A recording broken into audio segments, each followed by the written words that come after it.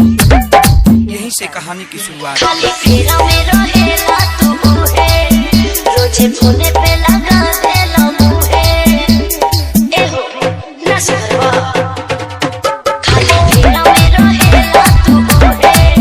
रोजे फोने पे लगा देला मुहे केहू देखली तो घरे पिटाए लगो नसरवा से खाना नहीं खे जदी टाइम से दे मोटाए लगो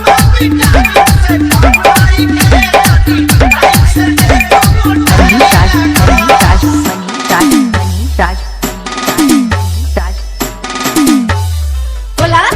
बोला मनीर वाला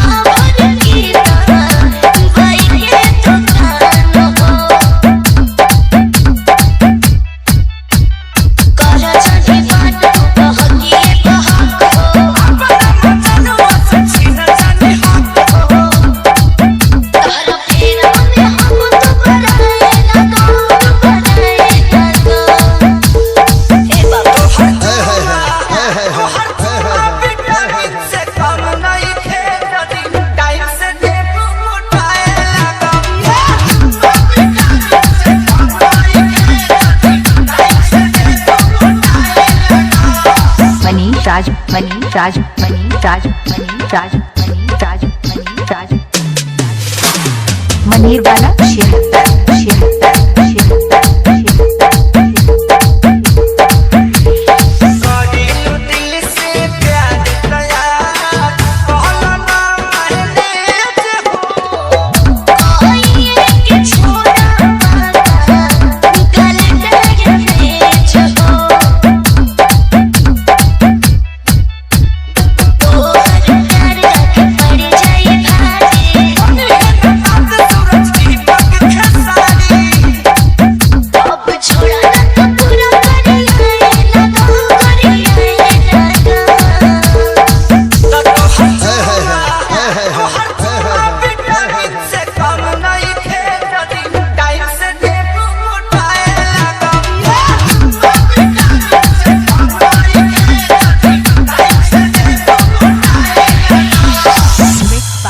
मनीष 76 76 76 76 76 76 76 76 76